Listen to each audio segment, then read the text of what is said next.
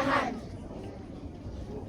Hold on tightly and nurture it, but allow it room to grow. When you reach your dream, open your heart and let it go.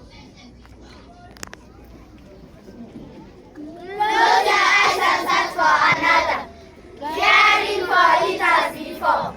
Never stop searching, achieving, and let it go. For that's what dreams are for. Gratitude. Thank you, grade 4. Makofi kwao.